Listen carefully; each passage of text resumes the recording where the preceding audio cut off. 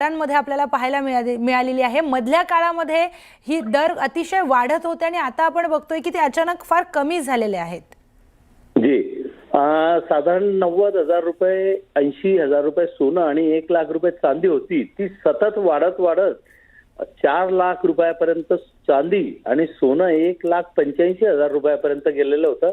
हे खूप मोठी दरवाढ झालेलीच होती आणि याच्यानंतर ही पडझड होणारच आहे। आणि बजेटमध्ये अजून काय होतंय या भीतीमुळे आज रविवार असून एमसीएक्स मार्केट सुरू राहिलेलं आहे बजेटसाठी आणि त्याच्यात आज 17,000 रुपये चांदी आणि सोनं साधारण 9,000 रुपये कमी झालेलं आहे। बरं, तर अशीच घसरण आणखी होईल असं वाटतंय का? एक शेवटचा प्रश्न घेते। 100% असं वाटतंय की अजून थोडं घसरण होण्याचे शक्यता आहे, भाव दिसत आहे, शक्यता आहे। बरं, स्वरूपजी धन्यवाद दिलेल्या सविस्तर माहितीसाठी। तर बजेट सादर करण्यापूर्वीच महागाईचा धक्का हा सर्वसामान्य जनतेला बसलाय। व्यावसायिक सिलेंडरच्या दरामध्ये 50 रुपयांनी वाढ झाली आहे। मुंबईमध्ये आता व्यावसायिक सिलेंडरचा दर 1,692 रुपये इतका झालाय। व्यावसायिक सिलेंडर सलग दुसऱ्या महिन्यामध्ये वाढताना दिसून येत आहे। मात्र दुसरीकडे आपण पाहिलं तर घरगुती एलपीजी सिलेंडरच्या किमतीमध्ये कोणताही बदल झालेला नाहीये। सध्या मुंबईमध्ये घरगुती सिलेंडर 852 इतक्या दरामध्ये मिळतोय, तर व्यावसायिक एलपीजी सिलेंडर महागल्यामुळे हॉटेल्स रेस्टॉरंटमधील खाद्यपदार्थांचे दर देखील वाढण्याची भीती वर्तवण्यात येते।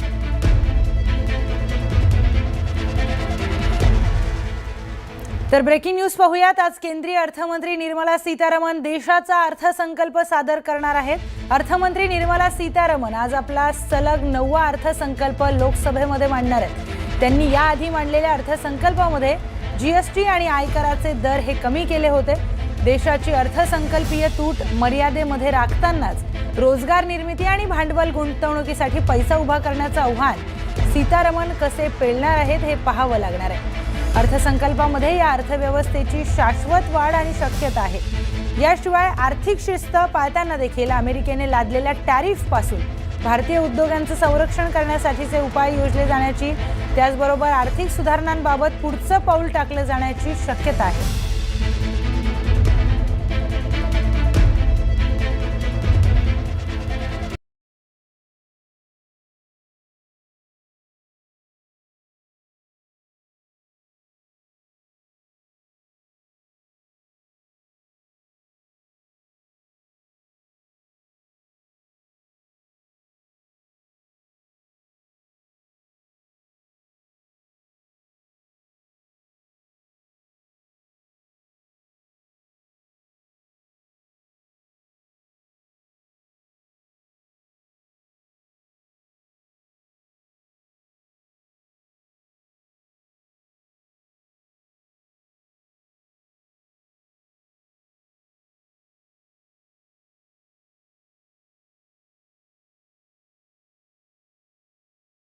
वर्षांमध्ये सादर झालेल्या सगळ्या बजेट्सपेक्षा यंदाचं बजेटचं फॉर्मॅट आणि मांडणी ही वेगळी असणार असल्याचे संकेत सरकारी सूत्रांनी दिलेत। यंदा अर्थमंत्री निर्मला सीतारामन यांच्या बजेट भाषणामध्ये पार्ट बी वर विशेष भर दिला जाणार आहे। आतापर्यंत आपण पाहिलं की पार्ट ए मध्येच बहुतांश धोरणात्मक मुद्दे आणि माहितीही दिली जात होती, पण पार्ट बी मुख्यतः कर संबंधी घोषणांपुरताच मर्यादित असायचा।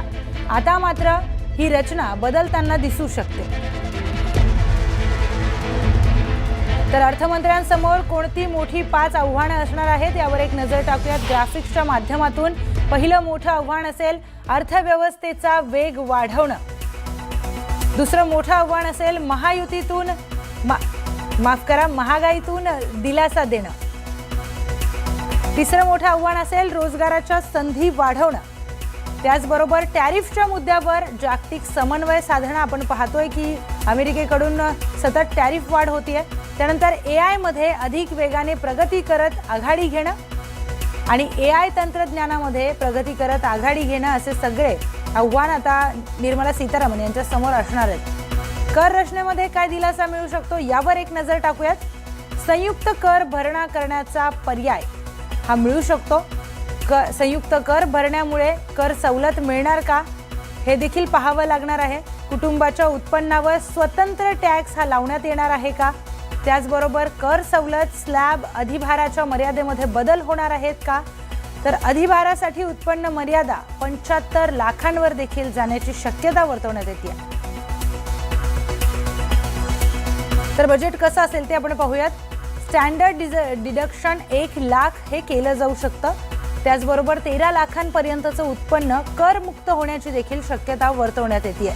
त्याचबरोबर जुनी आयकर प्रणाली रद्द होऊ शकते आणि 30% आयकर स्लॅब बदलण्याची देखील शक्यता आहे. सगळ्यात महत्त्वाचं, किसान सन्मान निधी रक्कम होऊ शकते 9,000 इतकी. तर PM सूर्यघर योजनेसाठी सबसिडी ही वाढू शकते अशी देखील शक्यता वर्तवण्यात येते. त्याचबरोबर आयुष्मान भारतची वयोमर्यादा देखील कमी होऊ शकते. तर 300 नव्या अमृत भारत आणि वंदे भारत रेल्वे गाड्यांची घोषणा देखील शक्य आहे. त्याचबरोबर पर्यटन उद्योगासाठी देखील वेगळी घोषणा होऊ शकते. अशा सगळ्या शक्यता वर्तवण्यात येतात. तर अर्थसंकल्पामधून काय सगळं स्वस्त होऊ शकतं यावर आपण एक नजर टाकूयात. बजेटमध्ये काय असेल हे आपण आता पाहिलं. जुनी आयकर प्रणाली, त्याचबरोबर 30% आयकर स्लॅब बदलण्याची शक्यता, हे सगळं बजेटमध्ये होऊ शकतं.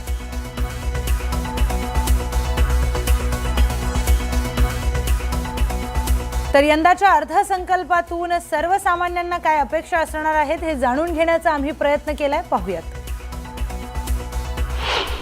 देखिए, सबसे पहले तो मैं कहूँगा जो गोल्ड के रेट अप एंड डाउन हो रहे हैं ना, इससे आम जनता बहुत परेशान है.